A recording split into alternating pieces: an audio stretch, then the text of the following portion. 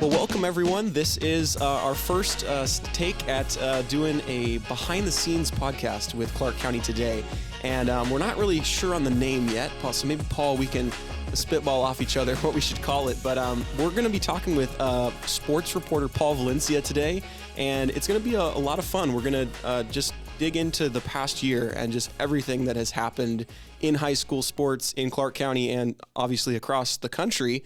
But yeah, just welcome, Paul. Thanks for taking some time today to talk with us. Oh, this will be fun. I love this stuff. Yeah, well, and that's our hope, is that we can, bring some lightheartedness to the behind the scenes of everything that we've been doing to continue to bring sports news to people over the last 12 months. And I think you and I were just talking right before we started going, but I think a year ago today was your last non-pandemic related story with regard to sports. Right. Like literally to the day a year ago. What is that like to just reflect on that? Well, I still remember the interview with Trey Knight from Ridgefield, one of the best hammer throwers in the nation. And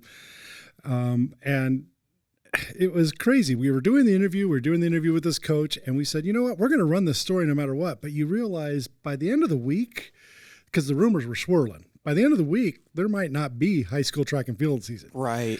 But we're still going to run the story because, Trey deserves recognition. Sure. It's funny.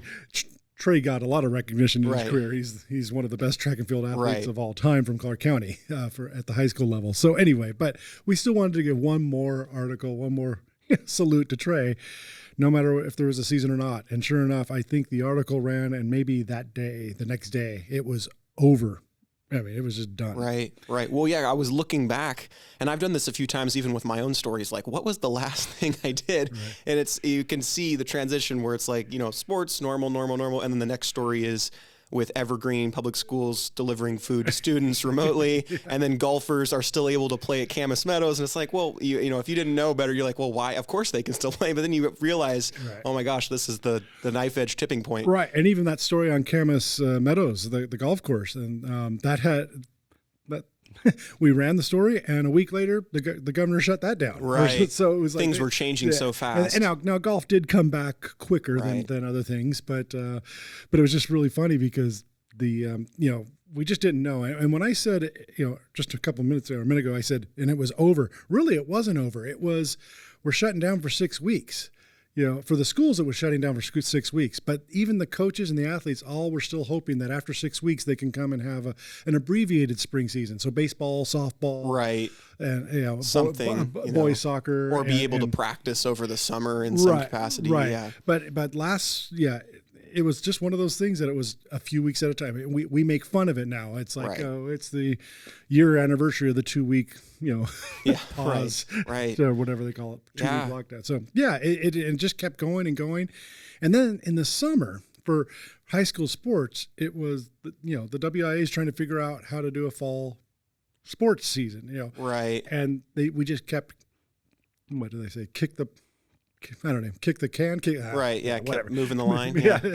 Moving the field goal. kicking it down the road, and there was no, we just had no idea. And it was interesting because people were getting upset at the WIA for not having a plan. And I'm sitting here thinking, well, it doesn't matter what the WIA comes up if the state government doesn't want you playing, you're not going to be playing. Right. So they had kind of their hands tied, but they just kept pushing it back, and then it was going to be, we'll start the non-contact sports in early September, right? And then that didn't happen, and then of course the quote second wave or whatever they call it hit. Sure. So many different things, and there was one point where there was some big news, I think in November from the WIA, right?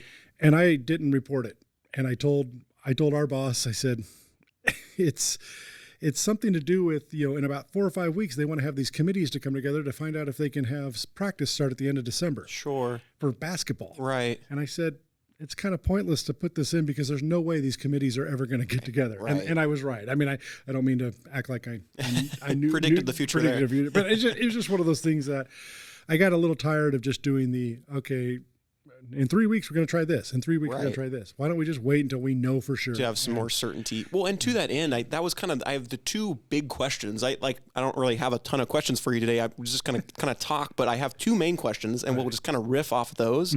And the first one is, what was it like to have to adapt to that changing environment? And I think there's two sides to that. So maybe there's sub questions within this question, but obviously the ever changing, finish line specifically for sports in this case, what was it like to have to, delve into that a little bit more? You mentioned kind of having to see, when are we going to publish something? When are we going to wait, and kind of figure this out and time this properly so we're not, confusing people. Right. But also the flip side of that same coin, just for you as a professional, having to reinvent what you're doing on a daily basis if there's not sports happening or you're in limbo waiting for it to happen. So those kind of two sides of that coin. Well, I mean, hey, I have so many nicknames, but one of them is Positive Paul. Right. And I'm a pretty positive guy for them. And, I'm so grateful to be at Clark County today. We're a small staff, and there was so much news and so many features to write about, human interest features to write about this past year. And my boss said, Paul, just go, use your sports skills somewhere else. And so I did do a lot of that. So for me personally, I gained a lot in this last year because I did a lot more things out of my comfort zone. Right. And so that helps. But I've always told people, because, in the old traditional newsrooms, sports are just sports people. You know what? Sports are not just sports people. We're journalists. We ask the same questions: who, what, when, where, why, how. And the only difference is we do it on deadline. That's true. we make fun of the news people who, there was a meeting at 1:00 today and you got 8 hours to write a story. I used to have 8 minutes to write a story. So I'm sorry. We are journalists too. And really just asking the basic questions is how every person has a story to tell. It doesn't matter if you're sports, arts, whatever, or just some guy, I don't know. Right. The lowest person at the fast food, restaurant who, and when I say lowest, I mean lower tier, the entry level position. That person has a story to tell. And if we're doing our jobs right, you can get stories from anybody. Right. And it was, so that part of it was, for me personally and professionally, I grew in that regard. But I want sports back, and I wanted sports back, and it's so nice. I'm a night owl, and I love that Clark County Today allows, because we post a lot of our stories in the morning or early afternoon. Sure. And so this week, a couple nights, I wrote until 2 or 3 in the morning because I'd rather write then. And I think that's my old school of, being after an event, you always write, you're at the game, in the car, in the parking lot, writing out the story. Right. Yeah. You used to hit the deadline at 10 o'clock or 11 o'clock at night, whatever it was. So now I don't have that deadline, but I still get the adrenaline flowing at night. So it's just been, and with the return of sports, I'm back to writing at night again. So, or mid morning, we hours all in the morning. All over the place. Yeah. And I love that. So that flexibility. Yeah.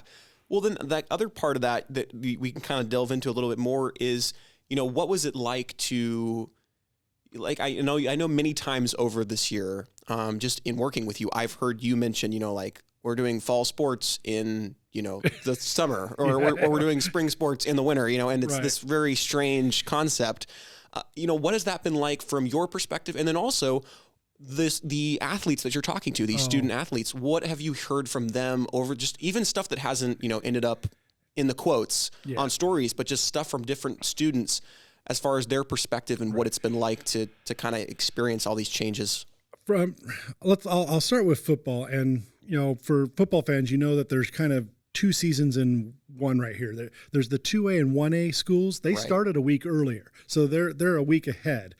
The 4As and 3As. But that first week, which was 2A, 1A football, I went to 3 games in one day. And it was a blast for me, but it didn't feel like football season. Sure. I didn't have that same energy in my own. Because believe it or not, I get a rush for opening day football. And it is everyone knows it's my favorite sport. So I normally get this, but I didn't have it. But I did by the end of the second game. And the reason is I went and interviewed a player from a losing team. And in his eyes, he was so upset that they lost. They played a really, really tough, hard game. Yeah. And he was so upset. And I'm thinking to myself, you know what? This season might not have playoffs, and there's no seeding to get prepared for it. There's no state championship. There's no nothing. But this is week 1, and it meant a whole heck of a lot to this guy. Wow. And you know what? I better get my game on. I better start making it real for me too. And I better, because it's my job to bring that passion to the readers. Right. So then the next week was Union versus Camas, week 1 of the 4A season. Sure. Union Camas, biggest rivalry. There's no fans at Doc Harris Stadium. Right. The greatest setting in high school football in the state of Washington is Doc Harris Stadium on a Friday night. And there's no fans. And you know what? The game was still intense, and it was awesome, and it felt real.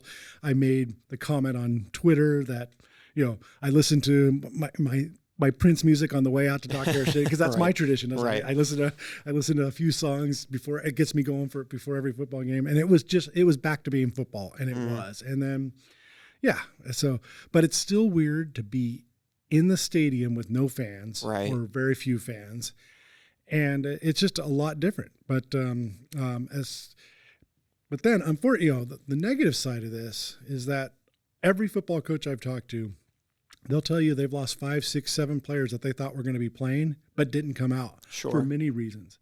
And then I had a positive story this week on Hockinson cross country runners, and Trevin Bischoff. He came this close to not racing. He's been racing his whole life, but it's not the fall. Cross country is normally the fall. It's not the fall. He's got a job. The stress of the pandemic. He was like, "What's the point? There's no state championship. Sure. What's the point?" His teammate Josh Saman talked him into it. Well, Trevin just broke the school record for the 5K on the race. He almost didn't. In the season, he almost quit. And so there's stories out there, and I wish I could tell everybody's story. There's not enough time in the day. Stuff. But yeah, that really, it inspired me. So if I'm inspired, I love what I do, and you just adapt to it. I don't know. It's a year ago, we never dreamed we'd be here a year from now like this. But now it's so hard for me to even contemplate or comprehend the idea of writing sports without even mentioning the pandemic. Right. And I'm looking forward to hopefully this fall, where we just start talking Being sports able to again. do that again. But even that, I know what the thing is going to be. Is like, oh well, it's the first game with full fans. Or Right. There's always going to be. We're going to be another element, year or two. And my wife and I were talking about us, and then the younger people, especially the younger generation, for 20, 30. What is it? The old grandparents, they kept their money in a mattress after the Depression, because they didn't trust banks and all this stuff. We're never going to trust that, life is just normal. Sure. That so I don't know. They can spring back on us. A pandemic can hit at any time. It's only happened once every 100 years, a big one. Right. But it could happen again in 5 years, and we're all going to be a little scared of that. Yeah. So it's always going to be in the back of our minds. Yeah, absolutely. Well, that's definitely, just so many elements to it that kind of just brought together, what we're talking about now. And I think that's kind of my final big question is, what is it like now? And that's probably a good moment to bring a little caveat, just so the folks who maybe don't know, what are all the sports, just to rattle them off, that are actually able to play right now?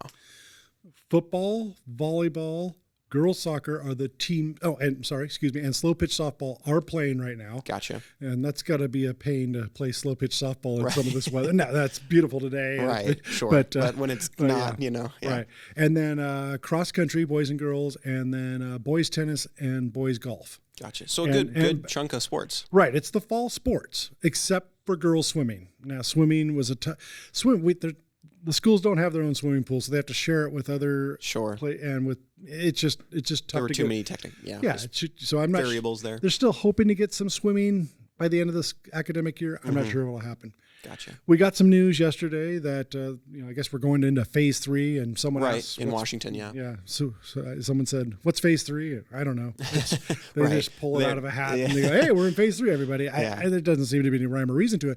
But the good news is, winter sports can be played in phase 3. Winter sports is basketball, wrestling, the indoor sports, high risk sports, and apparently they can. Until the local school districts, say we're going to do agree it. to do that. Yeah. But and so that'll come. Those sports will come after spring break. Sure. So. Okay, very good. So now with that knowledge of, there's quite a bit going on again, what is it like to jump back into it, at full steam almost, where you actually are going to games, all over the county and just, returning to that? I've talked to some teachers even who, now that students are in a hybrid model, they're going back to school, and it's like, wow, we've been at home and trying to figure out, the pros and cons of this online remote learning, right? Whatever you think about it. And these teachers are now like, okay, now I have to get up at, 6 o'clock or 5:30 a.m. again and, go to the building 3 days a week. Right. What has that kind of been like in your case, to have to return to this? For me, it's incredible. Now, most people know me. I'm a huge NFL fan, and I actually wrote out a little message on social media to the NFL and the NFL Players Association after the first week of NFL football back in September. Right. Thank you for the first normal day in 6-7 months. Right. For me, it was normal because they're playing. Well, that's what high school sports is to me. It's back to some normalcy for me, and I know that's almost cliche now, but hey, I don't know. I'm a writer, and I don't know a better word for it. And sure. Here it is. It's Friday, and tonight I'm going to football games. Right. I mean, that it's weird because it's March, but you know what? I'm going to football games. And if I wasn't going to football games, I'd be going to basketball games. Well, right about now, I guess the basketball season would have just ended in Washington. I'd be preparing to go to baseball and softball games, things like that. So, right. And I'm just looking forward to doing more and more of that. And but as far as at the games, journalists, we're separated by at least 6 feet, if not more. We're not allowed in the press boxes for the most part. I have an exception to that tonight. I will be, but that's an exception. But most of the time, we're not allowed in the press boxes. We're just out in the stadium. Now, there's plenty of space, and I don't care if it's cold. I just need to be dry so my computer doesn't get wet. Yeah, well, we'll see how Mike Schultz, our photographer, feels about the cold. Maybe he doesn't like it as much, but Paul's good with it. Yeah, I'm good with it. I'm not down on the sidelines when it's raining sideways and 39 degrees. That first game at Camas. Yeah, that's right. It was raining sideways and it was 39 degrees in Camas. Yeah, the Forrest Gump rain. Yeah, rain came sideways from up down. Yeah, exactly. It was bad, but I was dry, so I didn't care. Right. But it's weird because normally when you're in a press box, you have the PA guy, you have his spotter, you have other people in there. Sure. And I'm great at taking stats. That's one of those things that I'm very, very good at. But I'm not so great about is seeing numbers from so high up. It's tough. And so I forgot how much all of us rely on each other. And it doesn't matter if you're a, quote, competitor media. We all help each other in the press box. Hey, Tim, hey, Meg, did you see that number? Yes, I did. It's this number. Hey, Paul, who scored that? It was really hard to see. And I say, I've got that as number 81. Okay, yeah. And we talked about who it was because nobody wants to get the wrong player scoring a touchdown. Right. I mean, that's, and yeah. So we're all helping each other. Well, there's no help. We're not in press boxes. I mean, we some of us have been a couple, 6-10 feet away and you can kind of help, but it's just not the same if there's not 5, 6, 7 people right there to help. And so that's kind of been a weird thing for me. And it's just different without crowds. It really is. But, But it's like anything else. It's almost like what the players do. The players will tell you that it's weird that they can hear everything. They can hear every coach on the side. They can hear every, because there's no crowd noise. So there's no background noise. There's no background noise. So it's weird, and it's weird. You can score a touchdown and celebrate, and there's no cheering. It's weird. But once they get playing, it's just football. Mm-hmm. It's the same for us as journalists. Once the game starts, I'm working. Now I'm adjusting, making these like, hey, I don't know what number that is, or I'll have to write down a note that says I got to ask the coach who made that play because I want to double check before I post it in my story. Also at Clark County Today, we're doing our game notes or whatever as opposed to game stories on Facebook page as opposed to our website. Sure. And I'm not going to go into all the details with why we do that, right. But I agree with it 100%. And then I come up with a feature idea for Monday to kind of start the week for high school football. And so that's just another way that we've adapted and changed our ways at Clark County Today. And I don't know how that's going to, I think a lot of the changes we're making to our coverage we're going to keep some of it. You know what I mean? Sure. When we get back to normal. Right.